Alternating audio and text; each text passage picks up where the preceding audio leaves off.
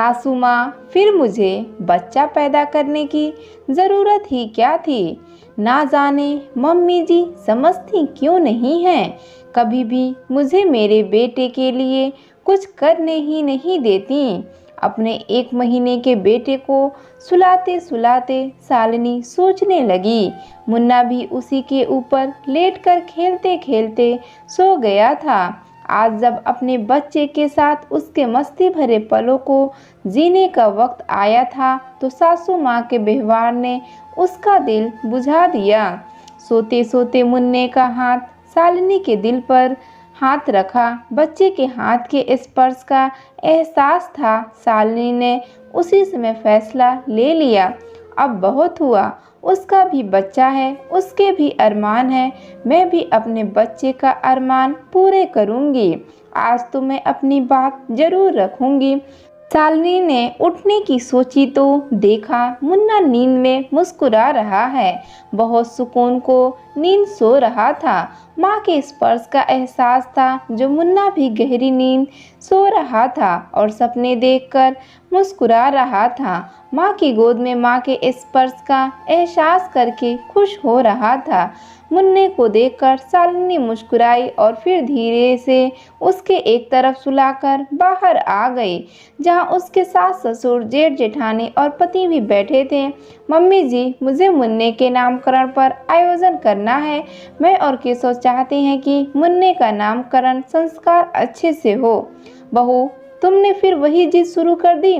मैंने तुमसे कहा था ना कि कोई ज़रूरत नहीं कि बार बार घर में फंक्शन हो। जब बड़ी बहू का बेटा हुआ था तब हमने बड़ा फंक्शन किया ही था।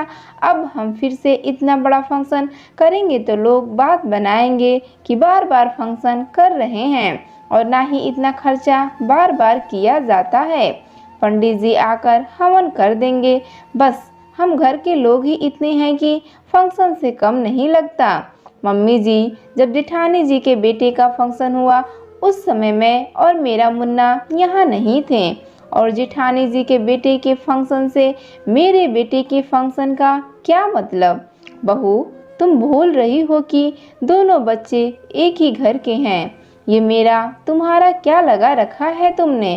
फंक्शन करने वाले तब भी हम ही थे और अब भी हम ही हैं। मम्मी जी, आप बार बार जेठानी जी के बेटे को बीच में क्यों लाती हैं। भले ही दोनों आपके पोते हैं, लेकिन हमारा तो यही बच्चा है ना। इसी ने हमें माता पिता बनाया है। अगर मैं इसके लिए कुछ नए कपड़े खिलौने लाने के लिए कहती हूँ तो आप कह देती हो कि आदित्य के कपड़े खिलौने रखे हैं, वही ये भी पहन लेगा। मैं ये नहीं कहती कि अपने बड़े भाई के कपड़े पहनने से मेरे मुन्ने को कोई दिक्कत है, लेकिन उसे नया पहनाने का मेरा भी तो मन होगा ना। और इतने सालों से रखे वो कपड़े कितने खराब हो गए हैं, खिलौने भी टूट गए हैं। अगर बच्चे के लिए कुछ सामान नया आ जाएगा तो इसमें क्या परेशानी है। बहू, जब सब सामान हमने संभाल कर रखा है तो नया खरीदने की क्या ज़रूरत है। इतनी जगह कहाँ है घर में, कहाँ रखा जाएगा इतना सामान। मम्मी जी, मैंने नहीं कहा था कि आप लोग वो सब सामान संभाल कर रखो।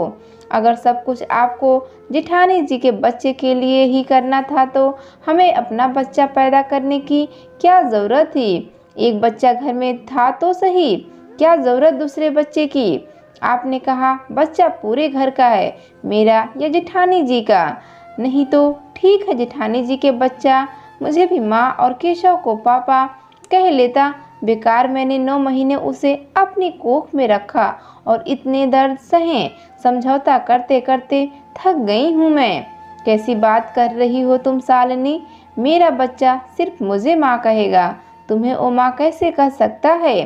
कहते हुए जेठानी ने अपने बेटे को खींचकर अपनी गोद में बैठा लिया।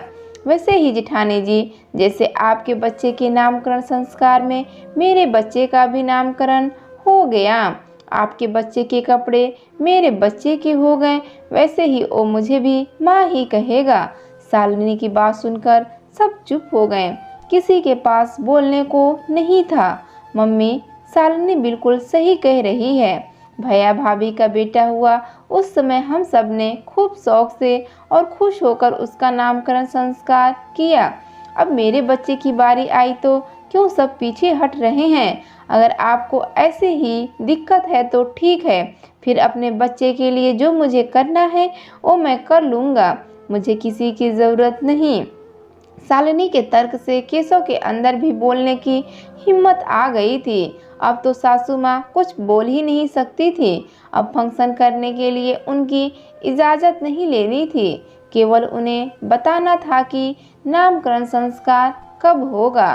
शालिनी ने भी मुन्ने के कपड़ों में से पुराने कपड़े अलग कर दिए। बहुत दिन हो गए उसे पुराने कपड़े पहनते हुए। अब एक माँ का दिल बोल ही उठा था। इस कहानी पर आपकी क्या राय है, हमें कमेंट करके बताइए।